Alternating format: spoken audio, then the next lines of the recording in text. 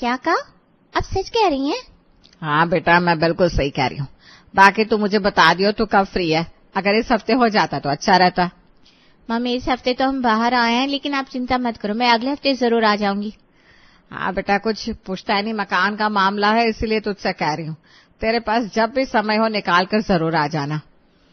ठीक है मम्मी, चिंता मत करो, बस मुझे एक साइन ही तो करनी है, मैं आ जाऊंगी। अच्छा ठीक है, अब मैं बाद में बात करती हूँ आपसे। रिया कॉल कट करती है और वहीं पर बैठा उसका पति उसकी सारी बातें सुनने के बाद, क्या बात है, किस साइन की बात कर रही थी तुम? अरे वो कुछ नहीं है, हमारा पुश्तैनी मकान है ना, बस उसी की प्रॉपर्टी पर साइन करने के लिए मम्मी मुझे आने के लिए कह रही थी। दरअसल उसका बंटवारा हो रहा है और मैं उस पर साइन कर दूंगी कि मुझे उसमें कोई हिस्सा नहीं चाहिए। क्या कहा? कोई हिस्सा नहीं चाहिए? हाँ, उसी के बारे में तो बात चल रही थी। हे भगवान, मेरी पत्नी बिना कितनी मूर्ख है, इतना अच्छा मौका गंवा रही है। लेकिन कोई बात नहीं, मैं ऐसा नहीं होने दूंगा। क्या बात है, आप कौन से ख्यालों में खो गए? कुछ नहीं, बस मैं सोच रहा था तुम मेरा पुश्तैनी मकान में से अपना हिस्सा क्यों नहीं ले रही हो? आखिर तुम भी तो इस घर की बेटी हो, तुम्हारा भी तो हक बनता है। हक तो बनता है और नहीं भी। मेरे घर वालों ने मेरी शादी में इतना कुछ किया और इतना दहेज देकर मुझे भेजा, तो एक लड़की के लिए तो वही बहुत है ना। बाकी जो कुछ भी बच गया वो सब तो भाई का ही होता है। मेरी प्यारी भोली पत्नी, तुम भी कितनी भोली हो। आज के जमाने में कोई इतनी आसानी से इतना बड़ा अपना हिस्सा नहीं छोड़ता। हाँ, लेकिन लड़की इस तरह हिस्सा ले अच्छा थोड़ी ना लगता है। ये सब तो भाइयों का ही होता है। लड़की का मायका नहीं, बल्कि शादी के बाद उसका ससुराल ही सब कुछ हो जाता है। उफ़ो, तुम भी ना इतनी भोली हो। लेकिन अभी तो बहुत कुछ होना बाकी है। क्या होना बाकी है? अरे तुम बस देखती जाओ, पूरी पिक्चर अभी बाकी है। दिन गुजरते हैं, लेकिन यश की बेचैनी दिन ब दिन बढ़ती जा रही थी। कुछ दिन बाद एक दिन रिया जब अपने मायके आती है। अच्छा हुआ बेटा तू आ गई। हाँ दीदी, लीजिए पानी पीजिए। भाभी थैंक यू। मम्मी मुझे बताओ पूरी बात क्या है, किन पेपर्स पर साइन करना है? अरे कुछ नहीं, तेरे पापा है ना, वो जो हमारा पुश्तैनी घर है उसका बंटवारा करने के बारे में सोच रहे थे। अगर तुझे उसमें अपना हिस्सा नहीं चाहिए तो उस पर साइन करते, लेकिन अगर तुझे हिस्सा चाहिए तो। नहीं नहीं मम्मी, मुझे उसमें अपना कोई हिस्सा नहीं चाहिए। आप लोगों ने जितना कर दिया उतना बहुत है। इतनी धूमधाम से मेरी शादी की, इतना दहेज दिया। हाँ दीदी, लेकिन फिर भी वो पुश्तैनी घर है, अगर आपको उसमें कुछ भी चाहिए तो। अरे नहीं भाई नहीं, आप लोग पेपर रेडी करवा लीजिए, जब मुझे साइन करना होगा तो मुझे बता देना। ठीक है, इन सब के बारे में बाद में बात करेंगे। चलो अब कुछ बढ़िया सा खाते हैं। मैंने सबके लिए बहुत टेस्टी छोले भटूरे, नान और बहुत कुछ बनाया है।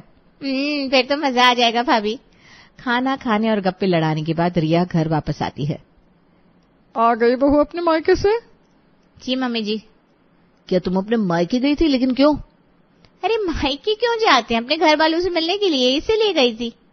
काफी लेट हो रहा है, मैं आप सबके लिए खाना बना देती हूँ। हाँ, मुझे भी बहुत जोर से भूख लगी है, खाना तैयार कर दे। ठीक है मम्मी जी। रिया खाना बनाने चली जाती है। कहीं उसके मायके वालों ने पुश्तैनी घर के बारे में तो बात नहीं की उसके साथ? मुझे जल्दी सब कुछ पता लगाना होगा, वरना ऐसे तो सारा मामला बिगड़ जाएगा। यश हड़बड़ाहट में ही रिया के पास रसोई में जाता है। रिया पीछे मुड़ती है तो अचानक उसे अपने सामने खड़ा देखकर डर जाती है। क्या आप भी अचानक से मेरे सामने आ गए? क्या बात है, कुछ चाहिए क्या? अरे नहीं, मैं तो बस ये पूछ रहा था कि आज तुम्हारी मम्मी जी से क्या बात हुई? क्या उन्होंने उस पुश्तैनी घर के बारे में कुछ बताया? हाँ, उन्होंने कहा कि वो उस घर का बंटवारा करेंगी और मुझसे पूछा कि अगर मुझे उसमें कोई हिस्सा चाहिए तो। अच्छा अच्छा, तो तुमने क्या बोला? तुमने कुछ बोला कि नहीं इस बारे में? मैं उन्हें क्या बोलती, मैंने मना कर दिया, मुझे कोई हिस्सा वैसा नहीं चाहिए। लेकिन तुमने ऐसा क्यों कहा? अरे अचानक से आपको क्या हो गया? अरे लेकिन तुमने उन्हें अपना हिस्सा लेने से मना क्यों कर दिया? तुम्हें हाँ कर देनी चाहिए थी। अच्छी, अब सब ऐसे थोड़ी ना अच्छा लगता है। उन्होंने मेरे लिए इतना कुछ किया, इतनी धूमधाम से मेरी शादी की थी, शादी में इतना दहेज भी दिया था। अगर मैं अपने भाइयों का हिस्सा भी मांगूंगी तो मेरी कितनी बदनामी होगी, हर जगह हर कोई मुझ पर थू थू करेगा। हाँ, तुम्हारी ये बात भी बिल्कुल सही है, इस तरह तो हमारी नाक कट जाएगी। लेकिन हमें कुछ और सोचना होगा। तभी गैस पर पतीले में रखा दूध उबलकर बाहर निकल जाता है। ये देखकर रिया जल्दी से गैस बंद करती है। आपकी वजह से ना सारा दूध निकल गया, कितना काम बढ़ा दिया आपने, और ऊपर से दूध भी वेस्ट हो गया। अरे लेकिन मैं तुमसे यहाँ कोई जरूरी बात कर रहा हूँ और तुम्हारा ध्यान सिर्फ दूध की तरफ है। अभी आप यहाँ से जाइए प्लीज, जल्दी से जल्दी निकलिए यहाँ से, मुझे फिलहाल कोई बात नहीं करनी। मुझे अभी मेरा काम शांति से करने दीजिए, मैं पहले से ही बहुत थक गई हूँ, और आप सबको भूख भी लग रही है ना। रिया यश को धक्के देकर रसोई से बाहर निकाल रही थी, क्योंकि वो रसोई से बाहर जाने के लिए तैयार ही नहीं था। अरे अरे रुक जाओ, इस तरह धक्का तो मत दो मुझे। मैं पहले सबको खाना खिलाकर अपना काम खत्म करके आराम से लेटना चाहती हूँ। तब यश अपने कमरे में जाता है। मुझे कैसे भी करके रिया को पटाना होगा। अरे पुश्तैनी घर का मामला है, उसके लिए पटाना ही पड़ेगा। मैं यहाँ इतने बड़े पुश्तैनी घर के बारे में बात कर रहा था और उसे मामूली से दूध की पड़ी थी। ऐसे कैसे छोड़ सकते हैं उसे? अरे हमें भी उसमें से कुछ हिस्सा मिलना चाहिए कि नहीं? हम भी उसके वारिस हैं। तो ये बात है जिसकी वजह से जमाई राजा जी की रातों की नींद हराम हो रखी थी। कुछ दिन बाद जब रिया के पास उसके पापा का कॉल आता है। हाँ पापा ठीक है, आप कागज तैयार करवा लीजिए, मैं बस अभी आ रही हूँ। अरे नहीं बेटा, मैंने इसलिए तुझे फोन नहीं किया। मैं तो बस ये बता रहा था कि अभी कागज बनने में थोड़ा समय बाकी है, लेकिन तू कुछ दिन के लिए यहाँ रुक जा बेटा। मेरी तबीयत भी ठीक नहीं है, मेरा मन लग जाएगा। ठीक है पापा, मैं इनसे बात करती हूँ।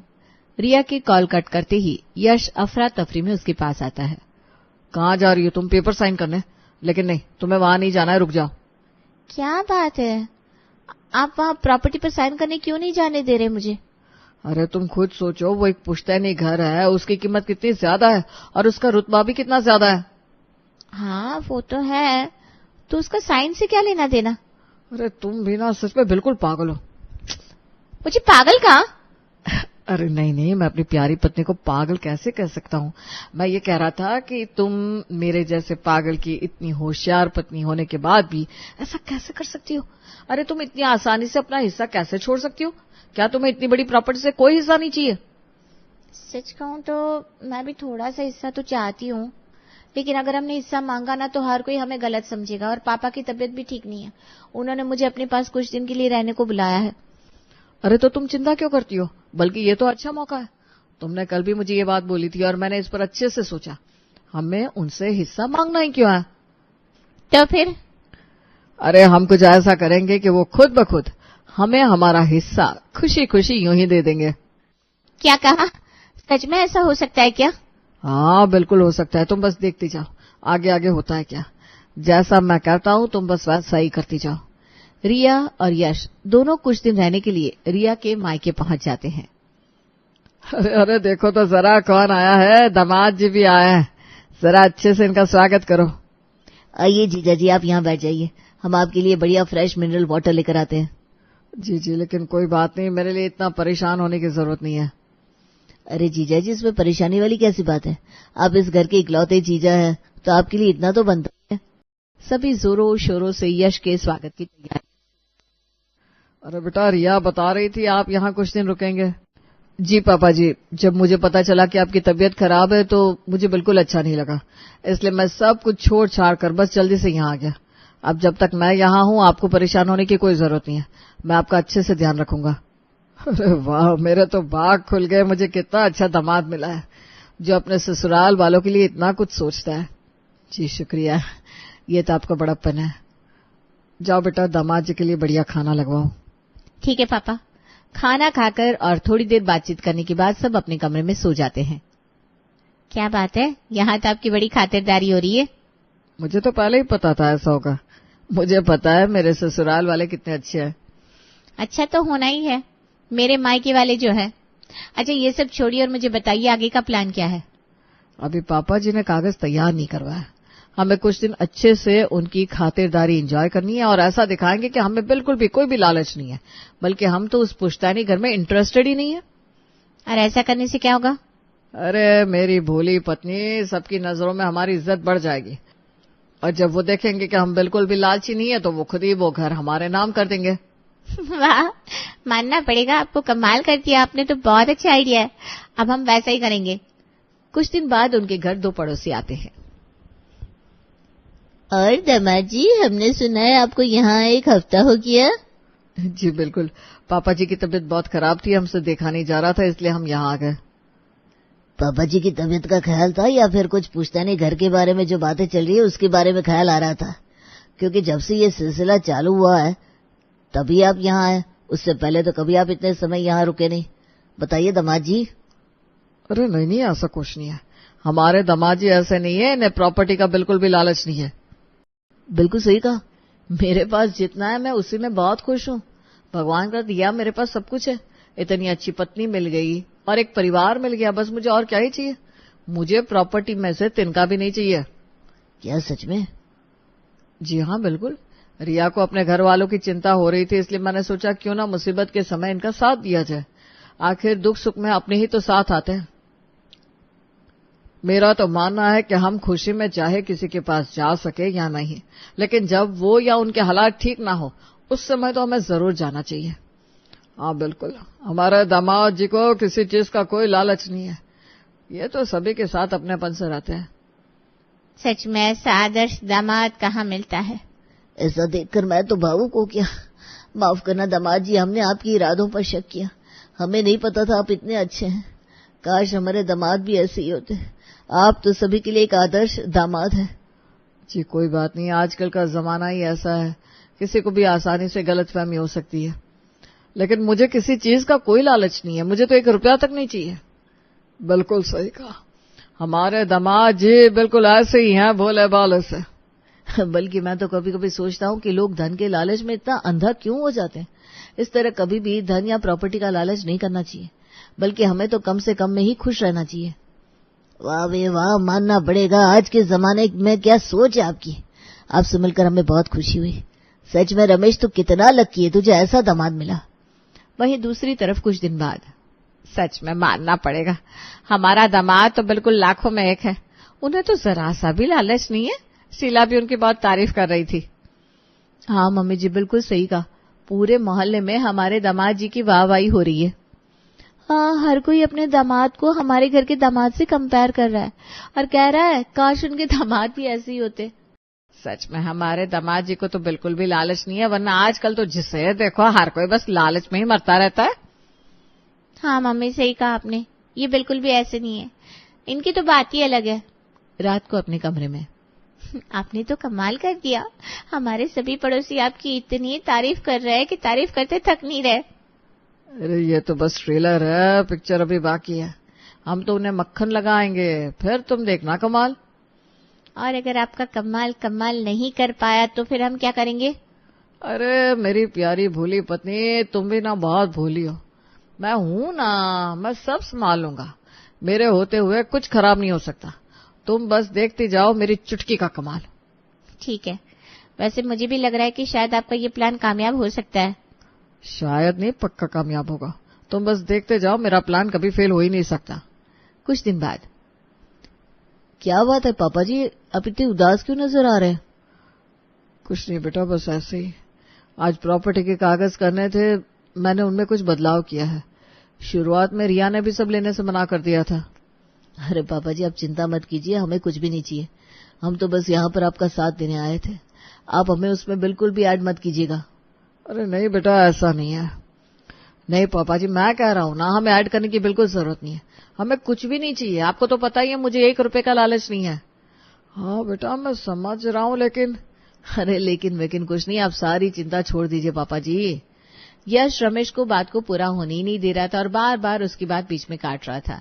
थोड़ी देर बाद वहां वकील प्रॉपर्टी के कागज भी लेकर आ जाते हैं। लीजिए मिस्टर रमेश जी, आपकी जैसी इच्छा थी मैंने बिल्कुल वैसा ही सब किया है।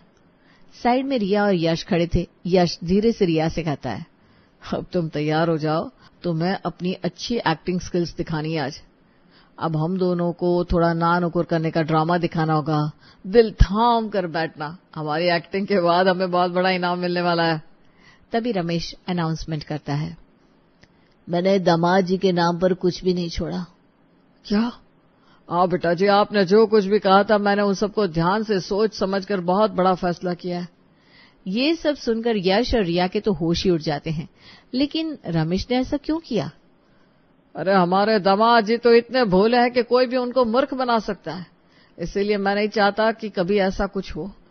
मुझे तो इतना डर लगता है कि कहीं हमारे दामाद जी को कोई उल्लू बनाकर सारी प्रॉपर्टी उनसे छीन ना ले, और कहीं आप अपने इसी भोलेपन में सारी प्रॉपर्टी दान ना कर दो या किसी को चैरिटी में ना दे दो।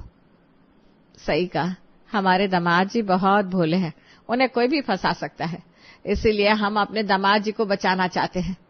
और इसीलिए मैंने बहुत अहम फैसला किया है कि मैं सब कुछ अपने बेटों के नाम पर कर देता हूं, क्योंकि आपको तो कुछ चाहिए ही नहीं।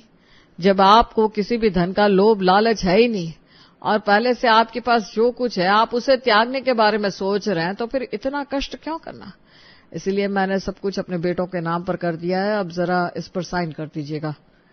इस तरह यश और रिया के हाथ कुछ नहीं लगता और साइन करने के बाद जब दोनों घर वापस आते हैं, लो मिल गया हमें बहुत कुछ। अरे इतना भी क्या, हद से ज्यादा भोला बनने की जरूरत थी।